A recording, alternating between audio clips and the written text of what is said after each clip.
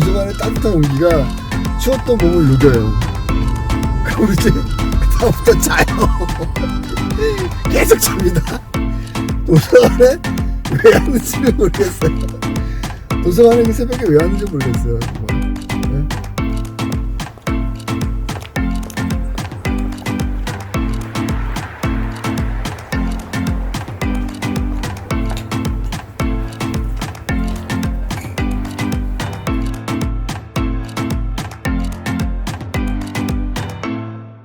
요즘에 도서관 문 안 열지 않나요? 지금 이 코로나 때문에 도서관이 지금 이제 정상적인 운영을 못 하고 있어요. 근데 그래서 뭐 거의 지금 뭐 휴관이고, 그리고 도서관을 이제 하루 전에 인터넷으로 대출 신청을 하고 그걸 이제 그 다음날 받으러 가는 그런 구조입니다. 저는 사실 도서관 매니아거든요. 그래서 도서관들을 자주 가요. 원래 자주 가고, 그리고 도서관에서 뭐 이렇게 밥 먹는 거, 도서관 식당이 값이 되게 싸거든요.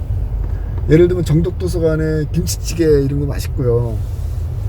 값도 싸면서 제가 기억하기로 한 4,000원 정도 하는 것 같던데, 그러니까 일반 다른 식당에서보다도 한 반값밖에 안 되죠. 그래서 이 도서관의 문화가 되게 좋거든요. 저는 가면 이렇게, 예를 들어서 지금 말씀드렸던 정독도서관 같은 경우는 이렇게 정문을 통과하면은 큰 공원이 나오잖아요. 그래서 벤치도 있고, 봄이나 이렇게 가을쯤에는 가면 정말 벤치에 앉아서 그냥 이것저것 생각도 많이 할 수 있고, 또 앞에 이렇게 인왕산도 보이고, 그런 것들이 되게 좋거든요. 그리고 지역마다 그 도서관의 특징들이 다 있어요. 서울시에 한 20-30개 정도의 도서관이 있는 걸로 알고 있는데, 제가 이제 몇 군데 잘 가는 도서관이 있죠. 남산도서관도 좋고요. 남산도서관과 용산도서관은 바로 붙어 있어요. 남산도서관은 뭐 다 아시다시피 남산 올라가는 그 초입에 있는 도서관이지 않습니까? 아주 오래된 도서관이고,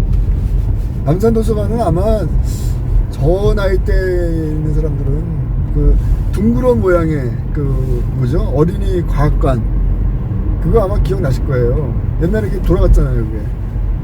그래서 부모님들하고 같이 계단 올라가갖고 남산도서관 가서 뭐 이렇게 전시 같은 것도 보고, 실험하는 것도 구경하고.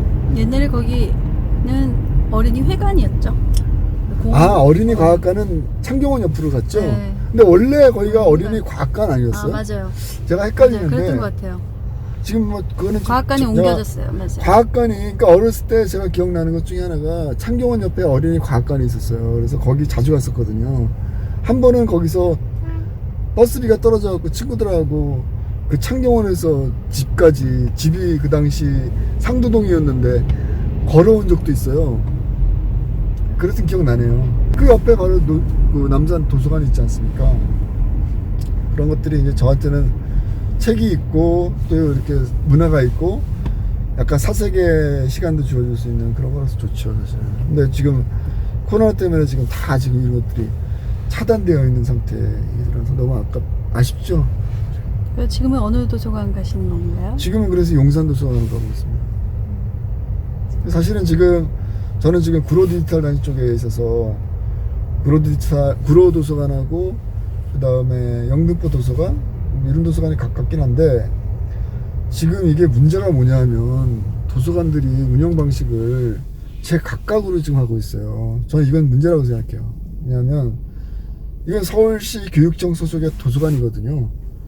근데 어떻게 서울시 교육청 소속의 도서관들이 원칙들이 다 다를 수 있는지, 뭐 자율적으로 뭘 한다고 하는데, 적어도 책을 빌리고 책을 반납하는 방식, 이런 것들은 동일해야 되지 않나. 물론 책을 반납하는 거는 뭐 그냥 함에다 넣으면 되는데, 책을 대출하는 방식이 지금 제각각입니다. 일단 첫 번째는 대출 시간이 다 제각각이고요. 대출 방식도 달라요. 예를 들어서 구로도서관 같은 경우에는 하루 전에 책을 이제 신청을 하면 그 다음날 주간 예약 도서라 그래갖고 대출을 받을 수 있는 구조고요. 양천도서관 같은 경우에는 거기는 기계에다가 이걸 놓는다는 거예요.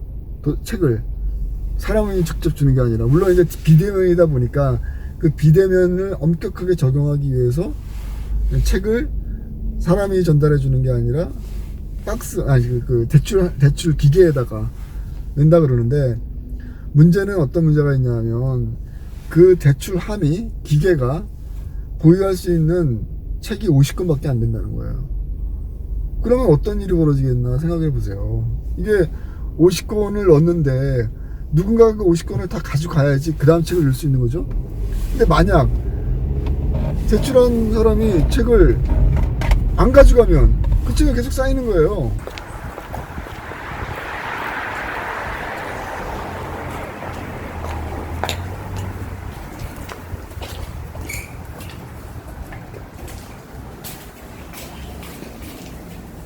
되게 엄격하게 하네요.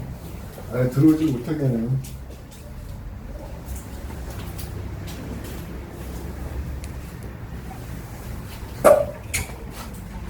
네, 감사합니다. 네.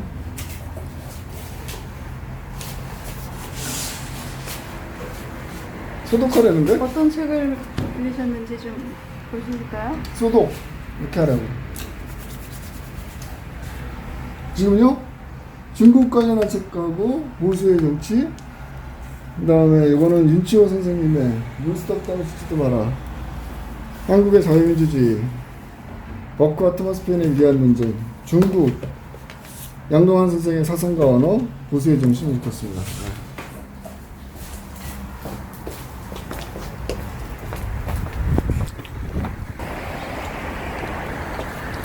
나중에 반납할 때는 이곳에 반납하는 건가요? 네, 그렇습니다. 근데 대출은 금방 됐네요. 네, 아니 어제 신청했잖아요, 제가 책을. 지금 이제 이게 시스템이 어떻게 되어 있냐면 아까 말씀드린 것처럼 하루 전에 신청을 하고 여기 있는 분들이, 사서들이 책을 이제 정리를 합니다. 그래갖고 이용객들이 오면 그 다음날 책을 대출해주는 이런 방식인데, 제가 봤을 때 물론 이제 여러분들이 많이 노력하시고 이제 애쓰시는 거는 사실 고맙죠. 그런데 이제 한 가지 아쉬운 거는 뭐냐면 아까 말씀드린 것처럼 이게 지금 정책이, 도서관 팔리시가 규칙이 중구난방이에요. 물론 이 지역에 따라서 자율적으로 운영하라는 어떤 지침이 내려왔기 때문에 뭐 그럴 수도 있겠죠. 근데 아까 예를 들면 양천도서관 같은 경우 거기는 그러니까 자동 대출함이라는 것이 있어요. 무인 대출함. 거기다가 이제 책을 넣는단 말이죠. 그런데 50권밖에 안 들어가는 거예요. 그러면 50권만 들어가면 어떤 일이 벌어지겠어요. 이용자들은 적어도 수백 명이 될 텐데 그 사람들이 책을 정확한 시간에 대출을 해가면 문제가 없는데 다 자기 또 사정이 있으니까 이게 이제 편할 때 가져갈 거란 말이죠. 어떤 사람은 일찍 가져가는 사람도 있겠지만 어떤 사람은 늦게 가져가는 사람도 있겠고. 그럼 어떤 일이 벌어지냐면 50권밖에 안 채워져 있기 때문에 책을 다 책이 비워야지만 또 50권을 또 넣어주는 거거든요. 그러니까 지금 양천도서관 같은 경우에는 예를 들면 어제 제가 이제 전화를 했습니다. 그래갖고 양천도서관에 좀 불편하다, 어떻게 좀 개선책이 없냐 했더니 개선책이 없다. 현재로서는 10시 2분에 대출을 신청한 사람이 오전 10시부터 대출이 이제 신청이 가능한데 아직까지도 책을 받지 못했다라는 거예요. 이게 말이 됩니까 이게 솔직히? 그러니까 그 말은 무슨 얘기냐면 지금 책이 엄청나게 밀려있다. 그리고 대기자들이 정말 수백 명이라는 얘기거든요. 그래서 어제 양천도서관에 책을 빌렸음에도 불구하고 또 5시가 되면 또 이게 그 5시에서 이게 처리가 안 되면 또 무효가 돼요. 하여튼 뭐 되게 복잡합니다 지금 도서관 이게. 그래서 사실 공공도서관이라는 게 어떻게 말한다면 기회의 장이지 않습니까? 개인의 성찰, 자기 발전의 어떤 그런 기회를 주는 게 공공도서관이라고 생각이 들거든요. 그래서 미국 같은 경우에 퍼블릭 라이브러리는 정말 그 사회의 저명한 인사들이나 기업가들이 도네이션도 많이 해요. 왜냐하면 도서관이 갖고 있는 굉장히 순기능이 있기 때문에. 저는 도서관을 굉장히 중요하게 생각하는 사람이라서. 이쪽은 남산도서관이에요? 이쪽은 남산이고 이쪽은 남산. 외국의 도서관들은 많이 가보셨나요? 도서관은 제가 이제 좋아해갖고 도서관을 외국에 가면 정말 특별하게 바쁜 일 없으면은 도서관을 일부러 찾아가죠 저는.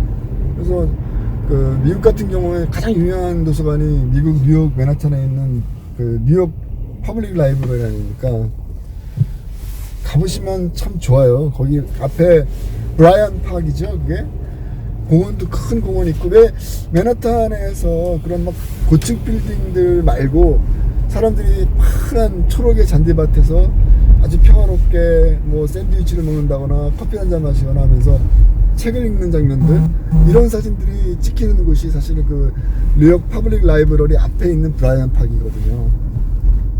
되게 좋죠. 그러니까 그런 데 가면은 정말 단순한 책만 있는 것이 아니라 문화가 있고 또 휴식이 있고 어떤 힐링이 되는, 스스로 도심이라는 공간 안에서 뉴욕이라는 그 복잡다단한 어떤 복잡하고 막 진짜 복잡복잡거리는 그 뉴욕이라는 공간에서 어떻게 보면 유일하게 자기 삶에 이렇게 좀 휴식할 수 있는 그런 공간인데, 제가 이제 그런 도서관들을 보면서 느끼는 것 중에 하나가 뭐냐면 이제 그거예요. 도서관의 디자인.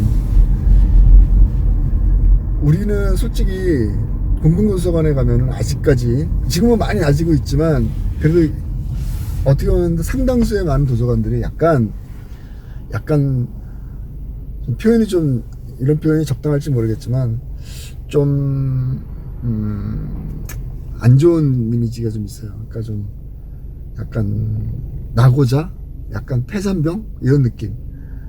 그러니까 뭐 예를 들면 시험에 떨어져 갖고 어디 갈 데 없는 사람, 그 다음에 갑자기 직장을 잃어갖고 어디 갈 데 없는 사람. 사실은 사회가 정상적으로 순기능을 하려면 이런 사람들이 다시 직장을 찾고 다시 직업을 찾는 그 의욕을 갖다가 북돋을 수 있는 곳이 도서관이라고 저는 생각이 들거든요.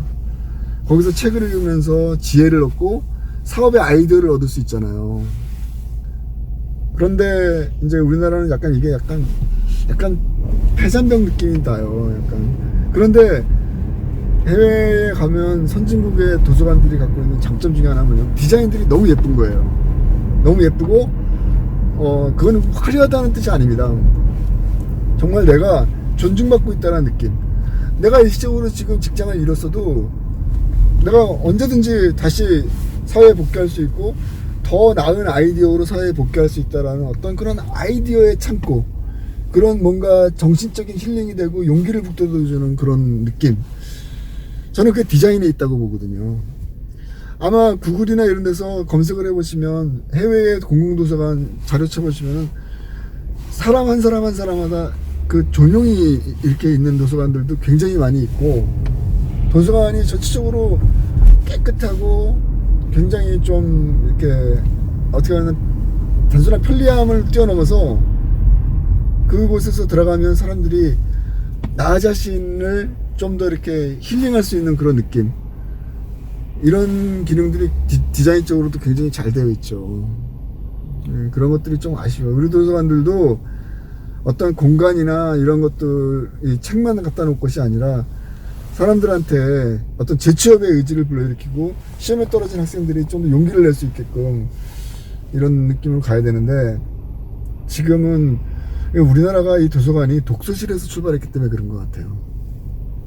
독서실 문화에서부터 이 도서관으로 이제 같이 융합이 되다 보니까 아직까지도 그냥 뭐 변호프 받아갖고서는 조그만 칸막이에 앉아갖고서는 뭐 책만 보고 뭐 이런 느낌.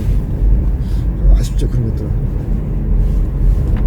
날라온 김에 옛날에 우리 이제 저도 그렇지만 제 세대들은 옛날에 도서관 그 뭡니까 정독도서관이라든가 그 다음에 강남에 있는 남산도서관도 있고, 저 강남에 있는 그 무슨 도서관이죠? 국회의원 옆에 있는 도서관이 하나 있었는데 무슨 그게 중앙도서관이 그쪽에 있다가 옮겼나요? 어쨌든 그런데 이제 그 시험 공부하러 시험 공부한다고 벼락치기 새벽 4시 5시에 특히 그 추울 때 가면 이렇게 막 가방이 일렬로 문 앞에 쫙 서 있잖아요. 그게 이제 대기표죠. 옛날에 대기표가 없었으니까. 그럼 이제 문 열 때 이제 다리 잡아갖고 친구들하고 같이 그 새벽에 새벽 4시 5시에 도서관 가갖고 그 추운데 그냥 막 떨고 있다가 간신히 이제 자리 잡아갖고 들어가면은 그 도서관에 그냥 따뜻한 느낌이 좀 오죠. 그러면 친구랑 같이 이제 배고프니까 식당에 가갖고 라면 한 그릇을 먹습니다. 그럼 이제 그 도서관의 따뜻한 온기가 추웠던 몸을 녹여요. 그럼 이제 그다음부터 자요. 계속 잡니다. 도서관에 왜 하는지는 모르겠어요. 도서관에 그 새벽에 왜 하는지 모르겠어요. 정말. 예? 공부하러 왔는데 잘 못 들어왔는지 하루 종일 자고 그리고 이제 갑니다.